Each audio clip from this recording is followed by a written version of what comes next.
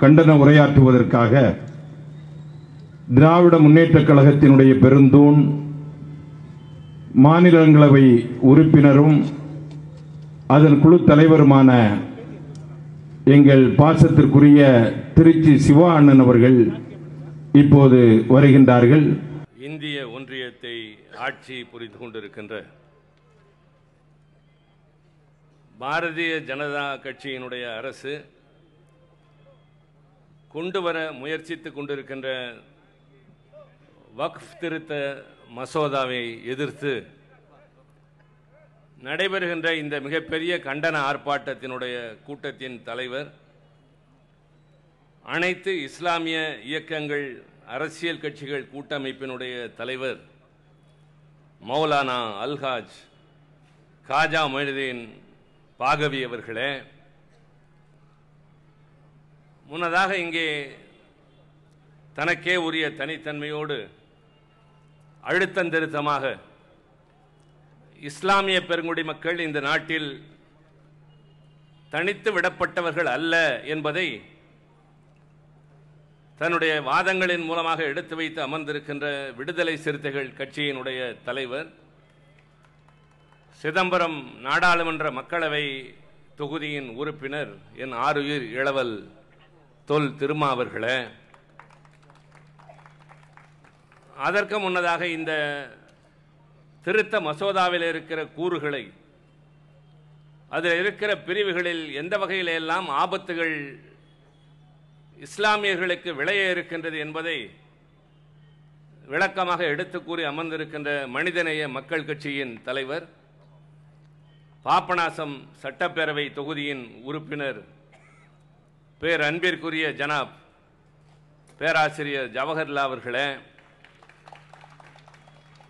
முன்னதாக இங்கே உரையாற்றி இருக்கக்கூடிய அரசியல் கட்சிகளின் தலைவர்களே, இஸ்லாமிய அமைப்புகளின் தலைவர்களே, திரளாக இந்த ஆர்ப்பாட்டத்திலே பங்கேற்றிருக்கின்ற இஸ்லாமிய பெருங்குடி பெரியோர்களே, தாய்மார்களே, உங்கள் அனைவருக்கும் அன்பான வணக்கம். திராவிட முன்னேற்ற கழகத்தின் தலைவரும் தமிழ்நாட்டின் முதலமைச்சருமான மாண்புமிகு அண்ணன் தளபதி மு.க. ஸ்டாலின் அவர்கள் இந்த கூட்டத்தில் சென்று நீங்கள் கலந்து கொண்டு திராவிட முன்னேற்ற கழகத்தின் முழு ஆதரவு இவர்களுக்கு என்றும் உண்டு என்று சொல்லி வாருங்கள் என்று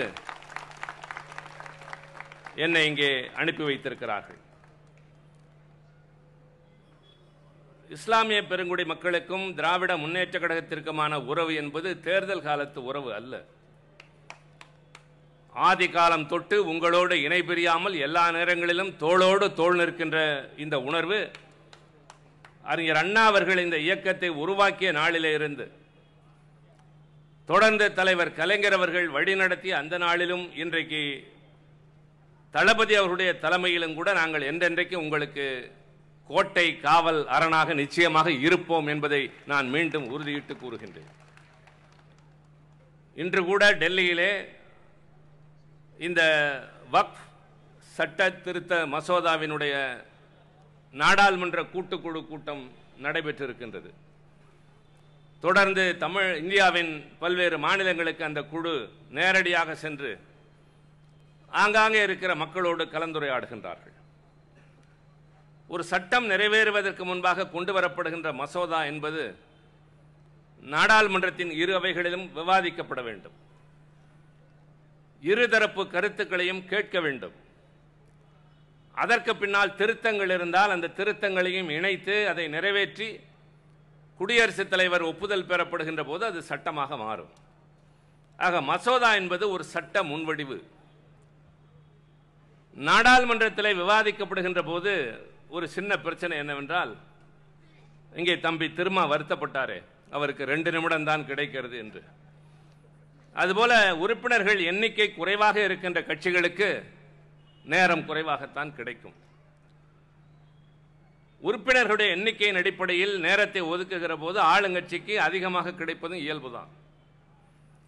ஆனால் அதே மசோதா என்பது ஒரு குழு கூட்டத்திற்கு அனுப்பப்படுமையானால், குழுவினுடைய பரிசீலனைக்கு அனுப்பப்படுமையானால் அங்கே இடம்பெறுகிற எல்லா உறுப்பினர்களும் சமமான அங்கீகாரமும் அந்தஸ்தும் பெறுகிறார்கள். அங்கே பெரிய கட்சி சிறிய கட்சி என்பது கிடையாது, எத்தனை உறுப்பினர்கள் என்பது கிடையாது. எல்லா உறுப்பினர்களும் விரும்புகின்ற அளவிற்கு நேரம் எடுத்துக்கொண்டு தங்கள் கருத்துக்களை எடுத்து வைக்கலாம் என்பதுதான் நாடாளுமன்ற நிலைக்குழு, கூட்டுக்குழு போன்றவைகளுக்கு கிடைக்கக்கூடிய ஒரு மிகப்பெரிய அனுகூலம். நாடாளுமன்ற தொழில்துறை நிலைக்குழுவின் தலைவராக நான் இருக்கிறேன். பல நேரங்களில் ஒருமித்த கருத்தோடு சில தீர்மானங்களை நாங்கள் நிறைவேற்றி இருக்கிறோம். அப்போது எல்லா கட்சிகளும் ஒன்றாகத்தான் அதை ஆதரித்திருப்பார்கள், ஆனால் அவையில் வேறு குரலாக இருந்திருக்கும். அப்படி பேசப்படுகிற போது உறுப்பினர்களுக்கு சமமான நேரம் என்பது மட்டும் இல்லை, இந்த மசோதாவின் மீது அக்கறை உள்ள பொதுமக்கள் யாராக இருந்தாலும், அதில் தொடர்புடையவர்கள் யாராக இருந்தாலும், ஆங்கிலத்திலே ஸ்டேக் ஹோல்டர்ஸ் என்று சொல்வார்கள், அவர்களும் அந்த குழுக்கு முன்னால் வந்து தங்கள் கருத்துக்களை எடுத்து வைக்கலாம் என்பதுதான் ஒரு மசோதா ஒரு குழுவுக்கு பரிந்துரை செய்யப்படுகிற போது, பரிசீலனைக்கு எடுத்துக் கொள்ளப்படுகிற போது இருக்கக்கூடிய முக்கிய அம்சம். ஆக இந்தியாவின் பல மாநிலங்களில் ஒரு 3 தினங்களுக்கு முன்னால் சென்னைக்கு கூட அந்த குழு வந்திருந்தது. அப்போது அந்த குழுவை அழைத்து பேசியவர்களில் இஸ்லாமிய பெருங்குடி மக்களின் பிரதிநிதிகளும் உண்டு. இதை ஆதரிப்பவர்கள் எதிர்ப்பவர்கள் அங்கே வந்து கருத்துக்களை சொல்கிற போது அந்த குழு அந்த குறிப்புகளாக எடுத்துக்கொண்டு அதற்கு பின்னால் தங்கள் அறிக்கையிலே அதை சேர்த்து சமர்ப்பிக்கப்படுகின்ற நேரத்தில் நாடாளுமன்றம் அதை பரிசீலித்து ஆக வேண்டும். ஆனால் இதிலே ஒரு சங்கடம் இருக்கின்றது. இந்த கூட்டுக்குழு எங்களுடைய வெற்றி என்று தம்பி சொன்னார், நான் ஏற்றுக்கொள்கிறேன். அவர்கள் நிர்பந்தப்படுத்தப்பட்டார்கள், மீறி இதை நிறைவேற்றுகின்ற அளவிற்கு இன்றைய நிலையில் பாரதிய ஜனதா கட்சிக்கு நாடாளுமன்றத்தில் வலிமை இல்லை என்பதையும் அவர் இங்கே தெளிவாக சொன்னார். ஆனால் அந்த குழுவில் இருக்கிற உறுப்பினர்களின் எண்ணிக்கை ஆளுங்கட்சிக்கு சாதகமானவர்கள் அதிகமாக இருக்கிறார்கள் என்பதை நாம் மறைக்க முடியாது. மறுக்க முடியாது என்று சொல்லவில்லை, மறைக்க முடியாது. எல்லா குழுக்களிலுமே அரசியல் ஆளுங்கட்சியை சார்ந்த அவர்களுக்கு ஆதரவானவர்கள் கொஞ்சம் அதிகமாகத்தான் இருப்பார்கள். ஒருவேளை இந்த கூட்டுக்குழுவிலே இப்போது திருத்தப்பட இருக்கின்ற இந்த மசோதா, இந்த சட்டம் 1995 நிறைவேற்றப்பட்டு 2013 திருத்தப்பட்டு இங்கே பேராசிரியர் ஜவஹர்லால் சொன்னதை போல வரவேற்கத்தக்க பல அம்சங்களை உடைய அதை இப்போது திருத்தம் செய்கிறார்கள் பல்வேறு காரணங்களை காட்டி. அது விவாதத்திற்குரியது. வக்ஃப் என்பதையே கேள்விக்குறியாக்குகின்றார்கள். நான் அதைத்தான் அவரிடம் கேட்டேன், வக்ஃப் என்றால் என்ன பொருள்? அது இறைவனுக்காக அர்ப்பணிக்கப்பட்ட ஒரு சொத்து என்கிற போது அதை எடுக்கவோ இல்லை என்று மறுக்கவோ அல்லது அதற்கு ஒரு புது விளக்கம் சொல்லவோ எந்த அரசாங்கத்திற்கும் உரிமை கிடையாது என்பதுதான் உண்மை. இந்த மசோதாவிலே பெண்களுக்கும் இடஒதுக்கீடு தருகிறார்கள். அதாவது அந்த குழுவிலே அவர்களுக்கும் இடங்கள் உண்டு என்று சொல்கிறார்கள். ஏதோ புதிதாக இவர்கள் தான் இஸ்லாமிய பெண்களுக்கு வாய்ப்பு தருவதை போல 2013 சட்ட திருத்தத்திலேயே பெண்களுக்கு அதிலே பங்கு உண்டு என்பது ஏற்கனவே நிறைவேற்றப்பட்டாகிவிட்டது. ஆனால் முஸ்லிம்கள் அல்லாதவர்கள் இதில் இடம்பெறுவார்கள் என்கிற போதுதான் வேறு எந்த சமயத்திலும் இன்னொரு சமயத்தை சார்ந்தவர்கள் சேர்ப்பார்களா என்பது விவாதத்திற்குரிய ஒன்று. தங்கள் நலனை தங்களுடைய உரிமைகளை பாதுகாப்பதற்காக இருக்கின்ற ஒரு அமைப்பில் அதில் அக்கறை உடையவர்கள் தான் இருக்க முடியுமே தவிர வேறு பிரிவினரை கொண்டு வருவது என்பது ஏற்புடையதாக இருக்காது. அதே போல இது வக்ஃபினுடைய சொத்துதான் என்பதை கண்டறிந்து சொல்வதற்கு சர்வே கமிஷனர் என்று இருந்த ஒருவரை மாற்றி அவருடைய அதிகாரத்தை எல்லாம் மாவட்ட ஆட்சித்தலைவரிடம் கொண்டு போய் இந்த மசோதா ஒப்படைக்கிறது.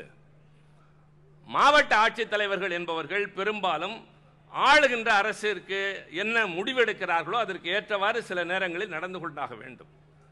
இரண்டாவதாக அவர்களுக்கு இருக்கிற பணிகள் அதிகம். இப்படி இந்த மசோதாவில் இருக்கிற பல பிரிவுகள் விவாதத்திற்குரியவை என்பதல்ல, ஏற்கப்பட முடியாதவை என்பதுதான் உண்மை.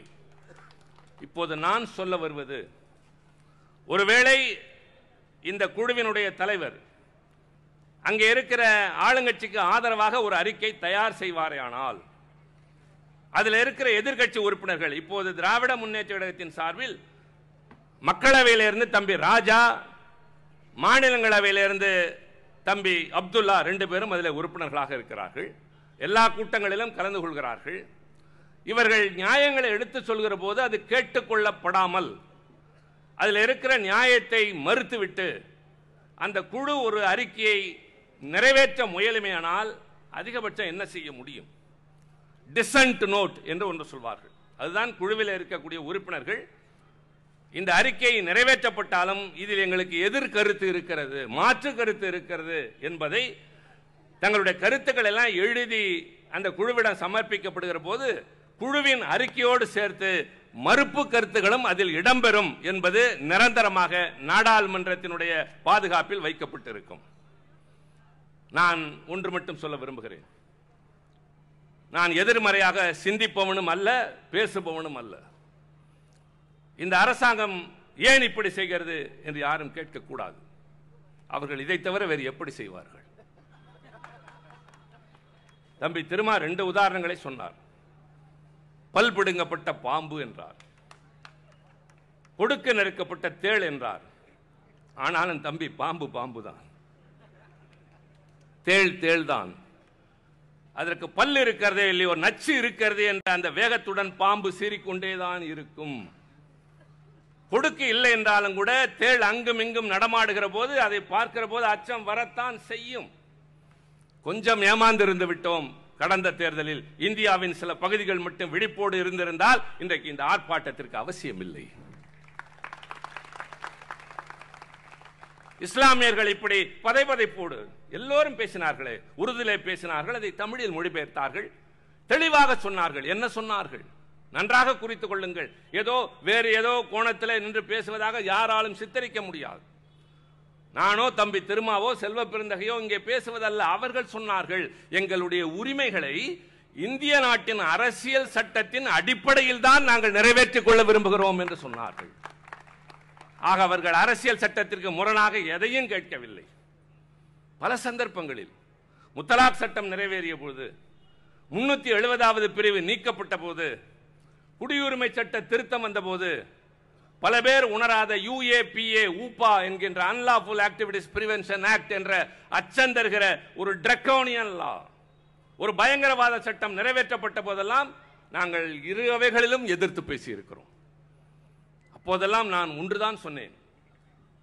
இந்த யூனிஃபார்ம் சிவில் கோட் என்று சொல்கிறார்கள் அல்லவா, பொது சிவில் சட்டம், அதை கொண்டு வருவதற்கு ஒரு தனிநபர் மசோதாவை தந்திரமாக பாரதிய ஜனதா அரசு நாடாளுமன்ற மாநிலங்களவையில் கொண்டு வந்த போது நான் எழுந்து நின்று பேசினேன்.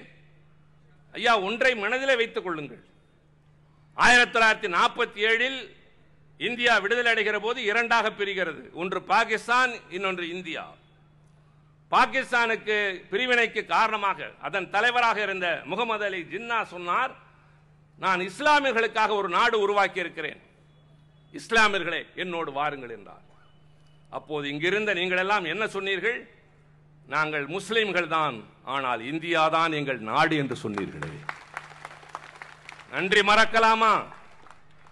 உங்கள் பங்களிப்பு இந்த நாட்டின் வளர்ச்சியிலே இல்லையா? ராணுவத்தில் இல்லையா? விஞ்ஞானத்தில் இல்லையா? மருத்துவத்துறையிலே இல்லையா? இன்றைக்கு இந்தியா உலக அளவில் அணு ஆயுத நாடு என்று சொன்னால் அது டாக்டர் அப்துல் கலாம் என்ற ஒரு மாபெரும் மேதையினால் தானே. ஆக அவர்கள் தங்களுடைய சமய உரிமைகளை, மார்க்க உரிமைகளை கேட்கிறார்களே தவிர வேறு எந்த வகையிலும் இல்லை. அண்ணனாய் தம்பியாய் விநாயகர் சதுர்த்தி ஊர்வலம் வருகிற போது அதிலே வருகிறவர்களுக்கு வழியிலே இளைப்பாற குளிர்பானம் தருகிறவர்கள் தானே இஸ்லாமிய பெருங்குடி மக்கள். ஏன் வருகிறாய் என்று கேட்கிறார்களா? இங்கே அண்ணனாய் தம்பியாய் பழகிறோம். இப்படிப்பட்ட நாட்டில் ஏன் இப்படிப்பட்ட சட்டங்கள்? ஏன் இந்த முயற்சிகள்? மெல்ல மெல்ல மெல்ல மெல்ல ஒவ்வொன்றாக செய்து கொண்டே போகிறார்களே. நாங்கள் அதைத்தான் சொன்னோம். முத்தலாக் சட்டம் கொண்டு வருகிற போது அது இஸ்லாமிய பெண்களின் பாதுகாப்புக்கு அல்ல, இது இஸ்லாமிய ஆண்களை சிறையில் அடைப்பதற்கான சட்டம் என்று சொன்னோம். இந்தியாவில் இருக்கிற விதவைகளுக்காக நான் ஒரு தனிநபர் மசோதா கொண்டு வந்தேன். இந்தியாவிலே மொத்தம் 9 கோடி விதவைகள் இருக்கிறார்கள். அதில் 1.5 லட்சம் பேர் பிருந்தாவன் என்ற ஒரே ஊரில் மட்டும் இருக்கிறார்கள். ஒரு சின்ன ஊர், அது ஒரு ஆலயம் தான் இருக்கிறது. அதை சுற்றி வாழ்கின்ற மக்களில் 1.5 லட்சம் விதவைகள் இருக்கிறார்கள். யார் அவர்கள்? மேற்கு வங்காளத்திலும் உத்தரப்பிரதேசத்திலும் கணவனை இழந்த பெண் 20ஓ 70ஓ வீட்டில் இருந்தால் அமங்கலம் என்று கொண்டு வந்து அங்கே விட்டு விடுவார்கள். அப்படி அங்கே குவிந்து கிடக்கிற அந்த பெண்கள் வாழ வழி இல்லாமல் என்னென்ன வேலை உண்டோ எல்லாம் செய்கிறார்கள். மூட்டை தூக்குகிறார்கள், ரிக்ஷா ஓட்டுகிறார்கள், தெருக்கூட்டுகிறார்கள், பிச்சை எடுக்கிறார்கள். ஒரு நாளைக்கு வெறும் 8 ரூபாய் மட்டுமே பரிதாபப்பட்ட ஒரு பொதுநல அமைப்பு தருகிறது. அவர்களுக்காக ஒரு சட்டம் கொண்டு வாருங்கள் என்று நான் தனிநபர் மசோதா கொண்டு வந்த போது அது விவாதத்திற்கு பின்னால் பாரதிய ஜனதா அரசால் தோற்கடிக்கப்பட்டது. அந்த கட்சியால் நான் கேட்டேன், இந்தியாவில் இருக்கிற விதவை பெண்கள், இந்து பெண்களை அவர்களுக்கு சட்டம் இயற்றி என்றால் தோற்கடிக்கிற நீங்களா இஸ்லாமிய பெண்களுக்கு பரிந்து பேசுகிறவர்கள்? இல்லை, இல்லை. ஒரு சட்டம் செல்லாது என்று சொல்கிறார்கள். முத்தலாக் சட்டம் என்றால் என்ன? புதிய விளக்கம் தந்தார்கள். திடீரென்று ஒருவர் ஒரு தொலைபேசி எடுத்து தலாக் தலாக் தலாக் என்று 3 முறை சொன்னால் அது விவாகரத்து. யார் சொன்னது அப்படி? இங்கே இவ்வளவு பெரிய இஸ்லாமிய பெருங்குடி மக்கள் இருக்கிறீர்களே, அது என்ன அவ்வளவு எளிதா? ஒரு முறை சொல்லி மறுமுறை சொல்வதற்கு எத்தனை மாதங்கள், அதற்கு எத்தனை கட்டுப்பாடுகள் இருக்கின்றன. இதெல்லாம் ஏதோ தெரியாதது போல சொல்லி இந்த சட்டம் செல்லாது என்கிறார்கள். அடுத்து சொல்கிறார்கள், இதை யார் சொன்னாரோ அவருக்கு சிறைவாசம் என்றால் செல்லாத சட்டத்துக்கு ஏன் சிறைவாசம் என்று கேட்டோம். அதை விட மிக முக்கியமாக இந்த குடியுரிமை திருத்த சட்டம், நான் இந்த ரெண்டையும் சொல்லியாக வேண்டும். காரணம், பல பேருக்கு தெரியாத ஒன்று. நாடாளுமன்றத்தில் என்ன நடக்கிறது? தொலைக்காட்சிகள் எவ்வளவு நேரம் தான் காட்டி விடுவார்கள். அவர்களுக்கு இருக்கிற நேர கட்டுப்பாடு. பத்திரிகைகளுக்கு அவர்களுக்குள்ள விருப்பமான செய்திகள் பல உங்களுக்கு தெரியாமலே போகிறது. குடியுரிமை திருத்த சட்டம் வர வேண்டிய அவசியம் என்ன வந்தது? சொன்னார்கள். பக்கத்தில் இருக்கிற நாடுகளில் இந்தியாவை சார்ந்த பல பேர் பாதிக்கப்பட்டிருக்கிறார்கள். அவர்களெல்லாம் நாங்கள் அழைத்து குடியுரிமை தரப்போகிறோம்.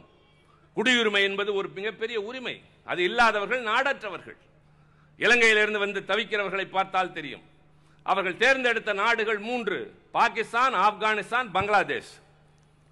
அதில் 5 சமயங்களை, மதங்களை சார்ந்தவர்களை அவர்கள் தேர்ந்தெடுக்கிறார்கள். இந்துக்கள், கிறிஸ்துவர்கள், சீக்கியர்கள், பார்சிகள், புத்த மதத்தை சார்ந்தவர்கள். இந்த 5 பேரும் இந்த 3 நாடுகளில் மத ரீதியாக துன்புறுத்தப்பட்டு வருகிற போது அவர்களுக்கு இந்தியா குடியுரிமை தரும். பலே, கேட்கிற போது நன்றாகத்தான் இருக்கிறது. பாதிக்கப்பட்டு வருகிற நாடற்றவர்களுக்கு இந்தியா இருகரம் நீட்டி வரவேற்று குடியுரிமை தருகிறதே. நாங்கள் கேட்டோம், இந்த 5 மதங்களில் ஏன் 6வதாக இஸ்லாமியர்கள் இல்லை என்று கேட்டோம். பதில் இல்லை. அவர் என்னை விட அங்கே கொஞ்ச நேரம் சில வேகமாக ஆவேசமாக பேசுவார், ஆத்திரத்தோடு பேசுவார். என்னை விட இளைஞன் என்பதால், இன்னும் அவருடைய சுபாவம் அது என்பதால் நான் பக்குவப்பட்டு விட்டேன். இல்லாவிட்டால் நான் அப்படி இருந்தவன் தான். என்ன செய்ய முடியும்? சொல்கிறோம், பேசுகிறோம், கதறுகிறோம், ஆதாரங்களை வைக்கிறோம். கேட்கவில்லை என்றால் என்ன செய்ய முடியும் என்றால் உறுப்பினர்கள் திருத்தங்கள் கொடுக்கலாம். அது கடைசியாக விவாதத்திற்கு எடுத்துக் கொள்ளப்பட்டாக வேண்டும். நான் 2 திருத்தங்கள் கொடுத்தேன். இந்த 3 நாடுகளோடு இலங்கை என்பதை சேர்த்துக் கொள்ளுங்கள். இந்த 5 மதங்களோடு இன்க்ளூட் முஸ்லிம்ஸ், அவ்வளவுதான். சட்டத்திலே ஒரு வார்த்தையை சேர்க்கிற போது பெரிய மாற்றங்கள் வரும். ஒரு வார்த்தையை எடுக்கிற போது பெரிய சேதம் விளையும். இப்போது சொன்னார் அல்லவா, வக்ஃப் என்பதனுடைய பொருள் மாறுகிற போது என்னவெல்லாம் குழப்பம் வரும் என்று. அதுபோல நான் சொன்னது 2 தான். ஒன்று, இன்க்ளூட் ஸ்ரீலங்கா, இன்க்ளூட் முஸ்லிம்ஸ். விவாதம் நடந்து முடிந்து வாக்கெடுப்பு நடந்தது. நாங்கள் அந்த திருத்தத்தை ஏற்றுக்கொண்டிருந்தால் இன்றைக்கு இந்தியாவில் அந்த குடியுரிமை சட்டத்தின் பாதகம் இருக்காது. அதிமுக என்ற கட்சி அன்றைக்கு பாரதிய ஜனதாவுக்கு ஆதரவாக வாக்களித்த காரணத்தால் ஒற்றை வாக்கில் தோற்று போனோம். இல்லாவிட்டால் குடியுரிமை சட்டம் வந்திருக்காது. இந்த அன்லாஃபுல் ஆக்டிவிட்டீஸ் பிரிவென்ஷன் ஆக்ட் என்ன தெரியுமா? முதல்ல உங்களுக்கு தான் தெரிந்தாக வேண்டும். முன்பெல்லாம் இந்த சட்டத்தின் கீழ் யாரை கைது செய்யலாம் தெரியுமா? ஒரு தீவிரவாத குழுவில் ஒருவருக்கு தொடர்பு இருந்தால் அவனை தீவிரவாதி என்று உள்ளே வைக்கலாம். பல அமைப்புகள் இருக்கின்றன, அதில் தொடர்புடையவர்களை. ஆனால் இந்த சட்ட திருத்தத்திற்கு பின்னால் அரசாங்கம் ஒரு தனி நபரை சுட்டிக்காட்டி இவன் தீவிரவாதி என்று சொன்னால் அவரை கைது செய்கின்ற அந்த அதிகாரம் தமிழ்நாட்டு போலீசுக்கு, மாநில போலீசுக்கு கிடையாது. டெல்லியிலிருந்து NIA வரும்.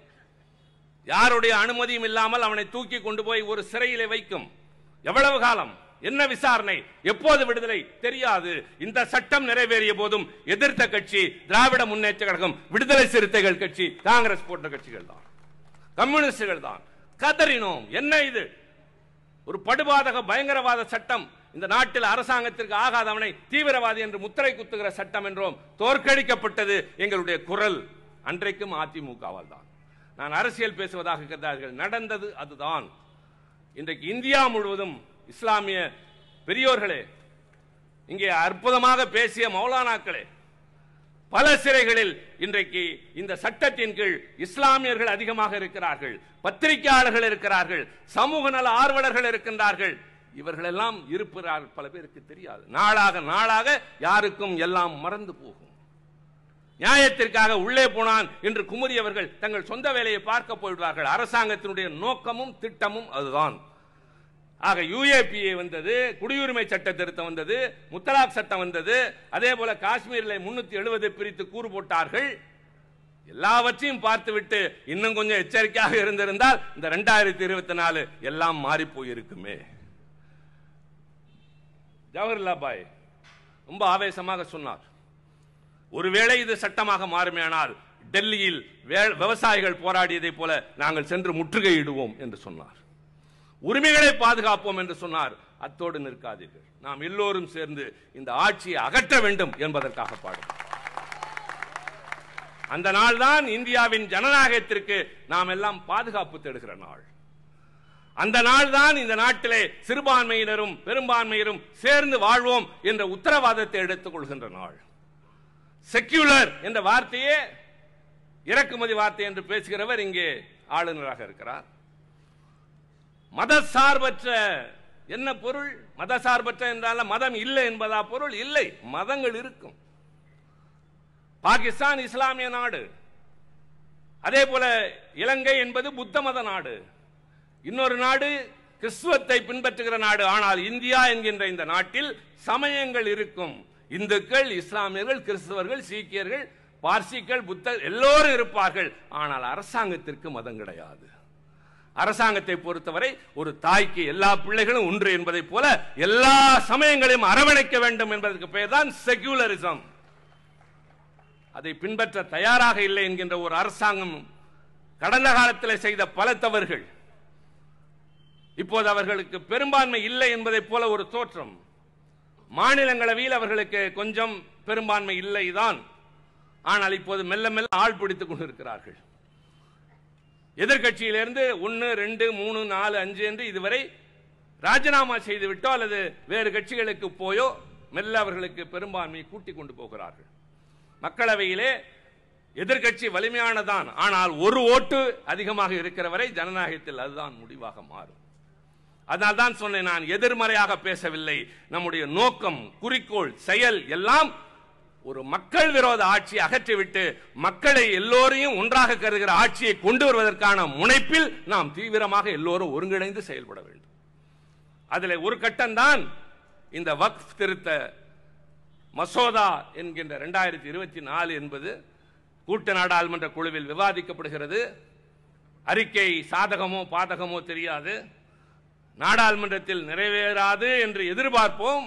நிறைவேறினாலும் இதற்கு பின்னால் இன்னும் பல நடப்பதற்கு அவர்கள் முயற்சி செய்வார்கள், செய்து கொண்டேதான் இருப்பார்கள்.